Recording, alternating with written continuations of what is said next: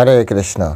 সকলকে আবারও কৃষ্ণ প্রীতির শুভেচ্ছা জানিয়ে আমাদের ধারাবাহিক শ্রীমদ্ ভাগবত গীতার ক্লাসে আপনাদেরকে স্বাগতম জানাচ্ছি।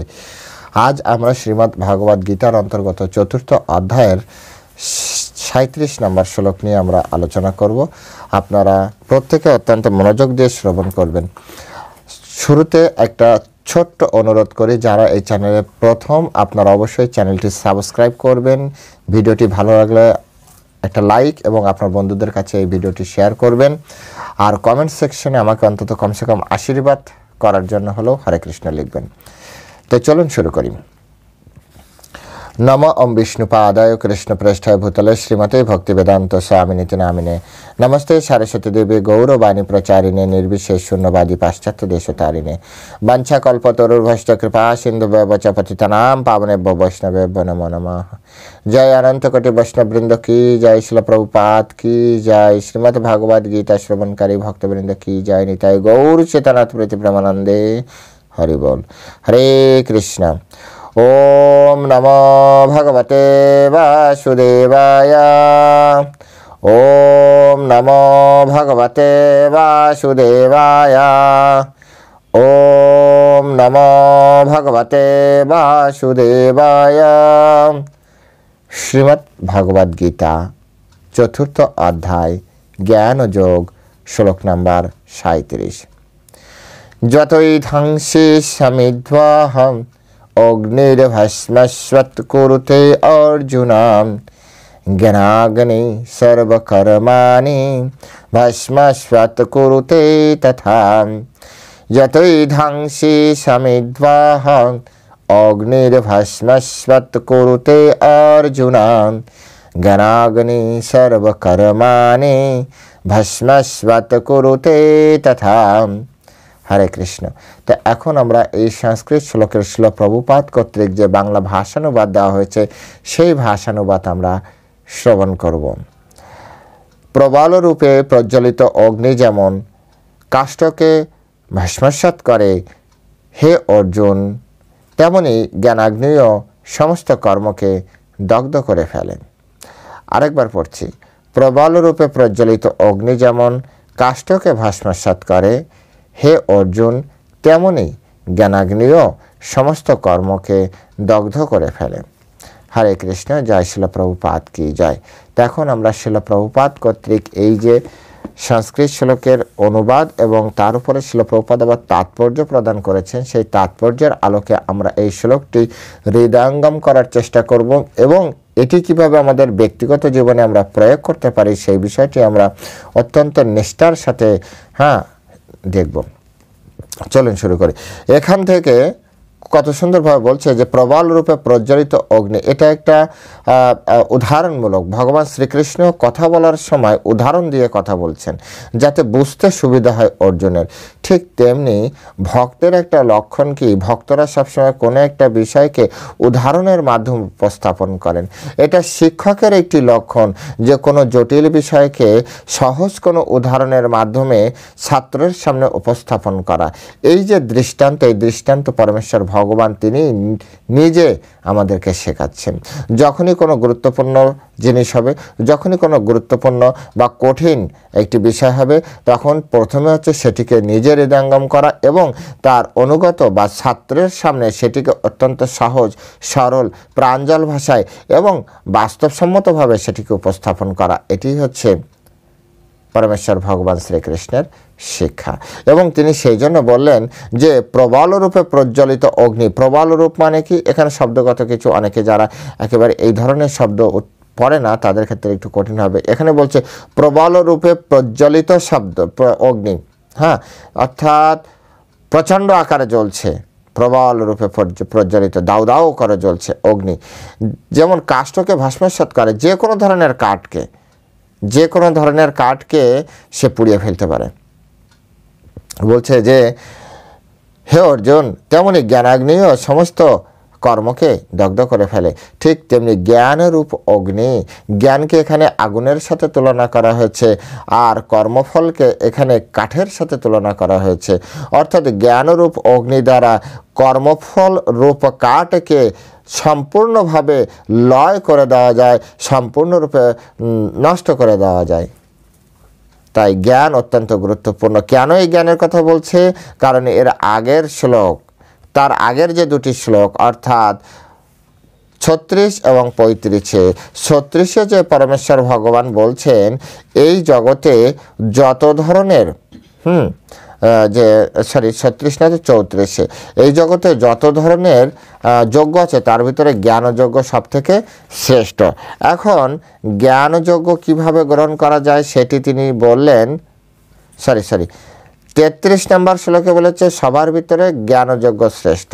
34 নম্বর বলেছে কিভাবে জ্ঞান গ্রহণ করতে হয়, গুরুদেবের সামনে কিভাবে হাত জোড় করে যেতে হয়, তাদের বিদ্ধি প্রণিপাতেন পরিপ্রশ্নন সেবায়, এই শ্লোকের মাধ্যমে।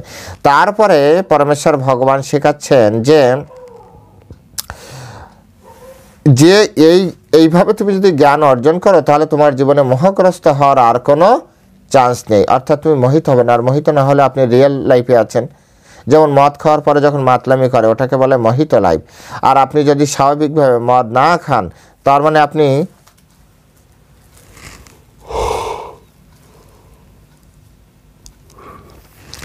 স্বাভাবিক জীবনে আছেন। তাই অর্থাৎ মোহগ্রস্ত, এইভাবে তত্ত্বজ্ঞান লাভ করলে আর কেউ মোহগ্রস্ত হবে না। তারপরে শ্লোকে বলছে ঠিক আছে যদি কেউ পাপী হয় তাহলে কি, বা যার সামর্থ্য নেই বলে সে ভাবছে সেক্ষেত্রে কি সে এই জ্ঞান পাবে? ভগবান বলছে তুমি যদি পাপী থেকেও পাপী হও তথাপি তুমি এই গীতার জ্ঞানের অধিকারী। তুমি শুধু শ্রদ্ধা, এর পরের শ্লোকে বলবে শ্রদ্ধাবান লাভেতে জ্ঞান, তুমি শুধু শ্রদ্ধা করে এই ভগবদ গীতার কথা শ্রবণ করো, তুমি জ্ঞান লাভ করতে পারবে। তারপরে পরমেশ্বর ভগবান এসে এখন বলছে কেন জ্ঞান লাভ করা জরুরি জানো?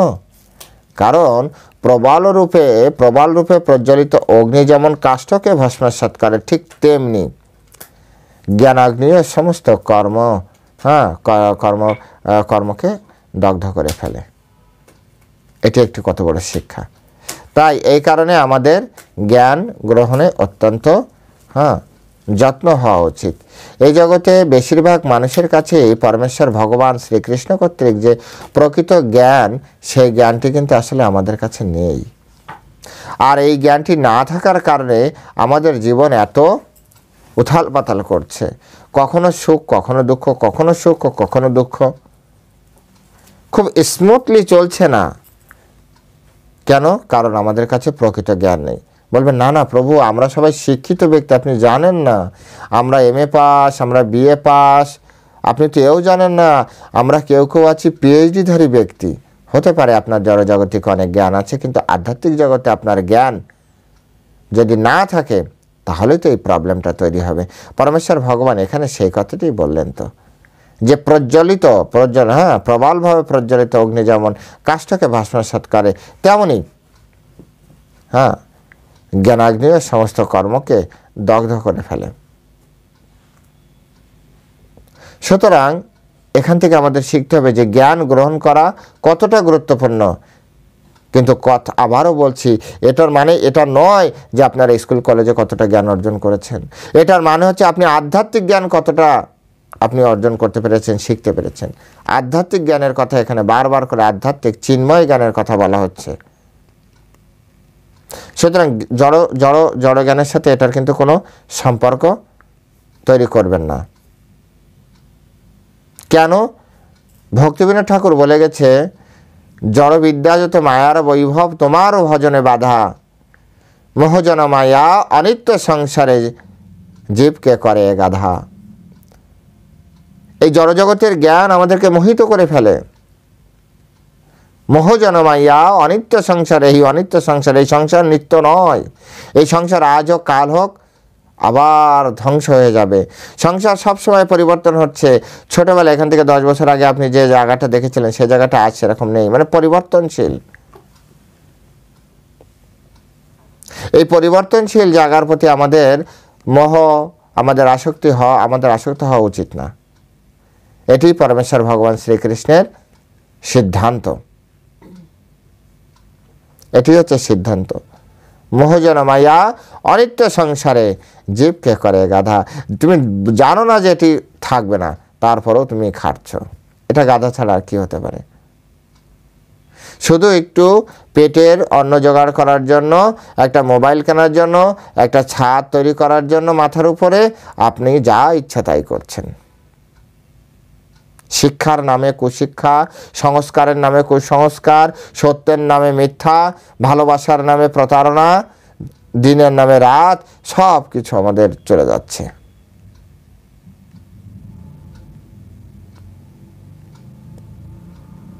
তাই যদি আপনারা না বোঝেন এগুলি, তাহলে আর কে বুঝবে বলুন?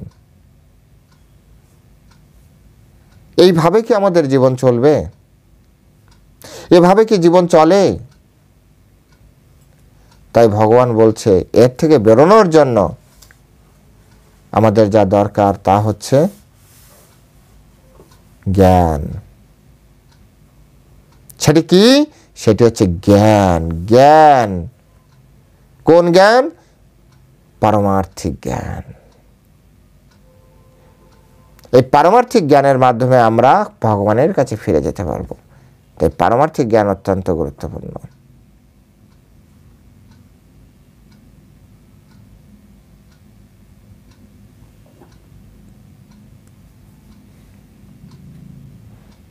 সেজন্য আমরা সকলকে অনুরোধ জানাই, দয়া করে আপনারা শ্রীমদ্ ভাগবত গীতার এই অত্যন্ত পাবনী জ্ঞান অর্জনে সচেষ্ট হন। আপনার সন্তানকে দিন, কারণ এই জ্ঞান ছাড়া কখনোই একজন মানুষ ভালো থাকতে পারে না।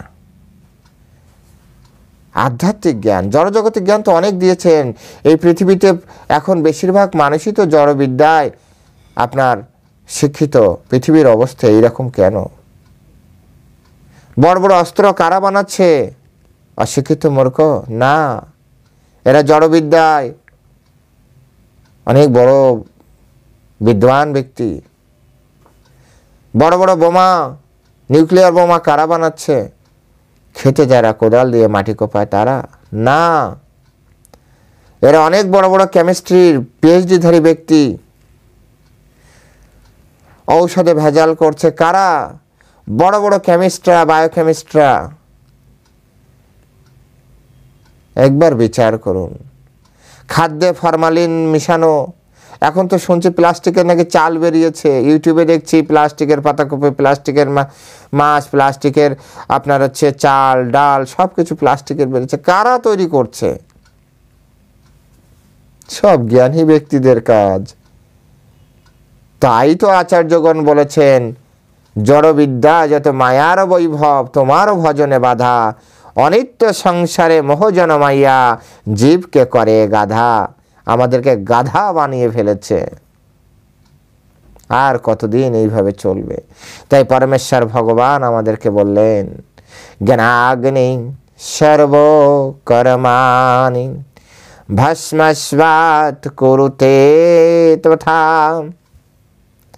এই জ্ঞানাগ্নি আমাদের সব কিছুকে, আমাদের সমস্ত কর্মের ফলকে ভস্মসাৎ করবে। জ্ঞানাগ্নি। দয়া করে জ্ঞান গ্রহণ করুন, আধ্যাত্মিক জ্ঞান অনুসন্ধান করুন। শিলা প্রভুপাদের কৃপায় সারা পৃথিবী জুড়ে হাজারো লাখো করোড় ব্যক্তি আজ পরমেশ্বর ভগবান শ্রীকৃষ্ণের এই দিব্য জ্ঞান পেয়েছেন। আমি আপনি কেন বাদ যাব? আমরা হতভাগা, আমরা পাপিষ্ঠ, সে কথাও তো ভগবান বলে দিয়েছেন। সে কথাও তো ভগবান তার উত্তরে দিয়েছেন যে পাপীগণ এতটা নিজেকে হীন ভেবো না। অপি চেতসি পাপীভ্যো সর্বেভ্যো পাপ কৃত্বা সর্বং জ্ঞান প্লবনৈব ব্রজিনাম সন্তরেশ্বসি ব্রজিনাম সন্তরেশ্বসি। তুমি যদি সমস্ত পাপীদের থেকেও পাপিষ্ঠ, সমস্ত পাপীদের থেকেও পাপিষ্ঠ বলে গণ্য হয়ে থাকো, তা হলো এই জ্ঞানরূপ। এই জ্ঞানরূপ মানে গীতার জ্ঞান। এই জ্ঞানরূপ তরণীতে আহরণ করে তুমি দুঃখ সমুদ্র পার হতে পারবে। আর কি চাই? এই গীতারূপ জ্ঞান গ্রহণ করলে আমাদের জ্ঞানাগ্নি সর্বকর্মাণি ভস্মস্বাৎ কুরুতে তথা। সমস্ত আমাদের কর্মের ফল ভস্মিত হয়ে যাবে শুধুমাত্র আমাদের ভিতরে যদি এই আধ্যাত্মিক জ্ঞান জাগ্রত হয়। ভক্তগণ, এর থেকে বড় সুযোগ আপনি আর কোথায় পাবেন? কে আপনাকে এই বড় সুযোগ প্রদান করবে? মনুষ্য জীবনকে সার্থক করার জন্য ইহজগতে আর পরজগতে ভগবানের কাছে ফিরে যাওয়ার জন্য এর থেকে বড় জ্ঞান আর কোথায় পাবো আমরা? পরমেশ্বর ভগবান, সাক্ষাৎ ভগবান, তিনি আমাদের কৃপা করার জন্য এই জ্ঞান তিনি প্রদান করেছেন। যে জ্ঞান আত্মা ও পরমাত্মার এবং তাদের পরস্পরের মধ্যে সম্পর্ক শিক্ষা দেয়, তাকে এখানে অগ্নির সঙ্গে তুলনা করা হয়েছে।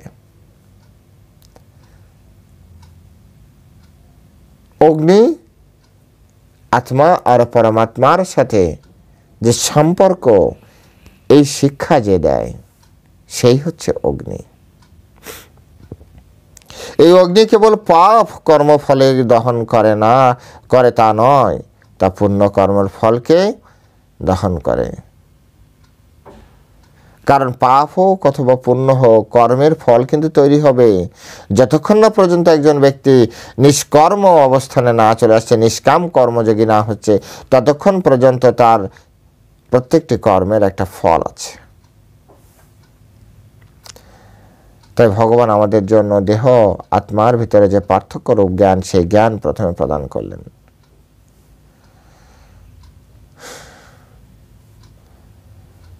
তাই বলছে যে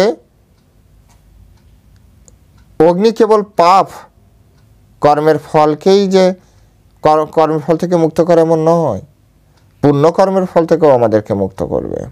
কর্মের ফল নানা রকম হয়। এই জগতে কর্মের ফলেই সবাই ঘুরছে। কেউ গাছ হচ্ছে, কেউ মাছ হচ্ছে, কেউ হাঁস হচ্ছে, কেউ পশু পাখি হচ্ছে। এ সবই কর্মের ফলের অন্তর্ভুক্ত। সব কোন কোন কর্মের ফল অপরিণত, এখনো পরিণত হয়নি। আবার কোন কোন কর্মের ফল পরিণত। আবার কোন কোন কর্মের ফল ইতিমধ্যে আমরা এই জীবনে ভোগ করছি। বিচার করুন, এই যে জীবন আমার আপনার বর্তমানে চলছে, কিন্তু পূর্ব জীবনে কর্মের ফল। আবার কিছু ফল রেডি হয়ে আছে, আবার কিছু ফল গাছে আস্তে আস্তে হচ্ছে। অনেক জীবন ধরে কর্ম করছি তো। এইভাবে আমরা সবসময় কর্মের ফল ভোগ করছি। তাই ভগবান বলছেন, জ্ঞানাগ্নি সর্বকর্মাণি ভস্মস্বাৎ কুরুতে তথা। জ্ঞানাগ্নি এই কর্মের ফলকে ধ্বংস করে দেবে। কিভাবে? যথৈ ধ্বংসী সমিদ্বাহ অগ্নির্ভস্মস্বাৎ কুরুতে অর্জুন। অর্থাৎ প্রবল প্রজ্বলিত অগ্নি যেভাবে কাঠকে ভস্মসাৎ করে, সেইভাবে একটুও চিন্তা করার দরকার নেই। শুধুমাত্র জ্ঞান গ্রহণে আমাদের চেষ্টা করা উচিত, জ্ঞান গ্রহণে আমাদের প্রয়াস করা উচিত। গীতার জ্ঞান এতটা গুরুত্বপূর্ণ। গীতার জ্ঞান মানুষকে এতটা পবিত্র করে, যা সংসার সমুদ্র থেকে আমাদেরকে উদ্ধারের জন্য সমর্থবান। গীতার জ্ঞান এত পবিত্র, এত উন্নত।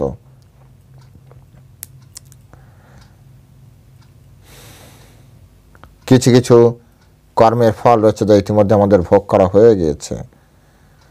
আবার কোনো কোনো কর্মের ফল পূর্ব জীবন থেকে সঞ্চিত হয়ে আছে, কিছু কিছু ফল তো সঞ্চিতই হয়ে আছে, এখনো আসেইনি। হ্যাঁ কৃষ্ণ, তাই ভগবত গীতার মাধ্যমে আমাদেরকে শিখতে হবে যে কিভাবে আমাদের মনুষ্য জীবনকে আমরা সার্থক করতে পারি, কিভাবে আমরা জ্ঞানের মাধ্যমে আমাদের এই বর্তমান জীবনকে ধন্য করতে পারি, কিভাবে কর্মফল শেষ করার মাধ্যমে আমরা আমাদের মনুষ্য জীবনকে সার্থক করে আমরা ভগবানের কাছে ফিরে যেতে পারি।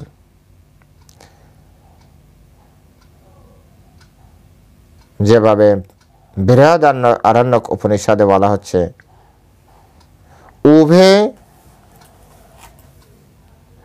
উভয় বেশ এতে তরত অমৃত সাধ্য সাধনা পাপ পুণ্য উভয় কর্মফল থেকে পরিত্রাণ পাওয়া যায়। পাপ কর্মের ফল থেকেও মুক্ত হওয়া যায়, পুণ্য কর্মের ফল থেকেও মুক্ত হওয়া যায়। কিসের মাধ্যমে? এই ভগবদ গীতার জ্ঞানের মাধ্যমে। এই জ্ঞানের মাধ্যমে, বেদ পুরাণ উপনিষদের মাধ্যমে। তাই ভক্তগণ, হাত জোর করে আপনাদের কাছে মিনতি করি, দয়া করে আপনারা এই জ্ঞান অন্বেষণে দিনে কিছুটা সময় ব্যয় করুন। এই জ্ঞানের মতো পবিত্র আর কিছুই নেই। রাজবিদ্যা রাজগুজ্জম পবিত্রাম ইদমুত্তমাম। এটা রাজবিদ্যা, রাজগুজ্জ আর পবিত্র, এর থেকে পবিত্র জ্ঞান নেই। তাই পবিত্র জ্ঞান গ্রহণ করুন। স্কুল কলেজের জ্ঞান পবিত্র জ্ঞান নয়। স্কুল কলেজের জ্ঞান যদি পবিত্র হতো, স্কুল কলেজের মধ্যে কেউ নেশা করতো না, অনৈতিক কর্মকাণ্ডে জড়িয়ে পড়তো না, বা ওই স্কুল কলেজ থেকে পাশ করার পরে কেউ অনৈতিক কর্মকাণ্ডে জড়াতো না। এটি হচ্ছে আমাদের পবিত্র জ্ঞান। এই শ্রীমদ্ ভাগবত গীতা হচ্ছে আমাদের পবিত্র জ্ঞান। ইস্কন, গৌড়ীয়, রামানুচার্য, মাধবাচার্য, এই সকল যে সম্প্রদায়, শঙ্কর সম্প্রদায়, এদের ভক্তদের দেখুন, যারা এই গীতার সংস্পর্শে এসেছে, বেদের সংস্পর্শে এসেছে, পুরাণের সংস্পর্শে এসেছে, এদের জীবন অন্যান্য তথাকথিত শিক্ষিত পিএইচডি ব্যক্তিদের থেকেও অনেক বেশি সুন্দর, সুশৃঙ্খল, নিয়মবর্তী আর পবিত্র জীবনযাপন করছে। লোভবিহীন, আসক্তিবিহীন সুন্দর জীবনযাপন করছে। তাই দয়া করে বিনম্র প্রার্থনা, এই জ্ঞান গ্রহণে আপনারা সময় দিন, আর অপরকে জ্ঞান গ্রহণের সুযোগ করে দিন। যদি এমন না হয় যে আপনি বাড়ি বাড়ি যেতে পারছেন না বা আপনি বলতে পারছেন না, ঠিক আছে, আমাদের এই ভিডিওগুলি আপনার পরিচিত ব্যক্তির কাছে পাঠিয়ে দিন। কমসে কম এতটুকু তো করতে পারেনি। আপনার হোয়াটসঅ্যাপে, আপনার মোবাইলে যত হোয়াটসঅ্যাপ গ্রুপ আছে আপনি পাঠিয়ে দিন। সনাতন ধর্মের প্রচারের জন্য, এই জ্ঞান মানুষকে দেওয়ার জন্য এটুকু অন্তত করুন। আমরা সারাদিন মন্দিরে থেকে কষ্ট করে এসে আবার আপনাদের জন্য এই ভিডিও প্রস্তুত করছি। শুধু আমি নয়, আমাদের মতো অনেকেই। কিন্তু আপনারা কতজন দেখছেন? গুরু পরম্পরা ধারায় জ্ঞান প্রদানের জন্য আমাদের ভক্তরা নিরলস প্রচেষ্টা করে যাচ্ছে, কিন্তু আপনারা ভিডিও তো দেখেন, কিন্তু দেখেন কি? হাবিজাবি। সেই সকল ভিডিও দেখে আপনারা আপনাদের সম্পূর্ণ ডেটা নষ্ট করে দেন, যে ভিডিও থেকে আপনার বাস্তবিক কোনো জ্ঞান আসবে না। আর যদি আসেও তথাকথিত কি ধর্মীয় বিষয় কে দিবে জ্ঞান? ধর্মীয় বিষয় তারা তো, আমি তো দেখেছি, আমার এরকম আগে দেখতাম, তারা নিজেরা কিছু জানে না, বলে বেদের নামে এটা চালাচ্ছে। শাস্ত্র নিজেরা পড়ে না, পড়লে তো বলতে পারতো বেদে এটা আছে, গীতায় কৃষ্ণ বলেছে, আদৌ গীতা না। সেদিনকে একটা ভিডিও দেখলাম, কৃষ্ণের 108টা বাণী। ঠিক আছে, যেহেতু আপনাদের ক্লাস দেখি, ও মা, সেখানে দেখি পুরো ভাগবতমের কথাই বলছে। পরে আমি কমেন্টসে দেখলাম, প্রভুজি আপনি তো উপরে লিখেছেন যে কৃষ্ণ সম্পর্কে গীতার বাণী বলবেন। তো আমি পুরো ভিডিওটা ভালো করে দুবার করে শুনলাম। আপনি যা বলেছেন তা তো সব ভাগবতমের কথা, গীতা লাগিয়েছেন কেন এখানে? আর তাও কোনো ভাগবতমের এরকম না, কোনো শ্লোক টোলক এরকম না, শুনছে বলছে, মানে উনি যা বলছে সেটা ভাগবতমের সাথে ম্যাচ করে। অ্যাকচুয়াল ভাগবতমের, ডাইরেক্ট ভাগবতমের সাথেও নয়, কিন্তু কথাগুলি কৃষ্ণের লীলার সাথে অন্তর্ভুক্ত, তো ভাগবতমের সাথে ম্যাচ করে। কৃষ্ণ লীলা তো শ্রীমদ্ ভাগবত গীতায় নেই, লীলা নেই তো। শ্রীমদ্ ভাগবত গীতা পুরোটাই হচ্ছে প্রিন্সিপাল বুকস, পুরোটাই হচ্ছে নিয়ম নীতি, কিন্তু উনি রসের কথা বলছে, ইতিহাস বলছে, এই হাবিজাবি।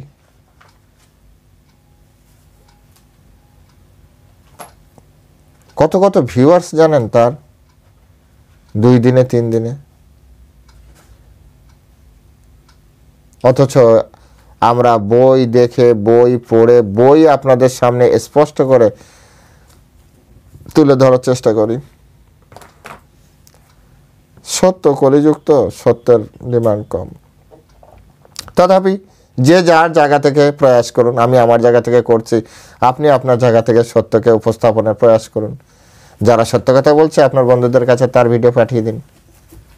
হরে কৃষ্ণ। সকলে ভালো থাকবেন। জয় শ্রীল প্রভুপাদ কি জয়।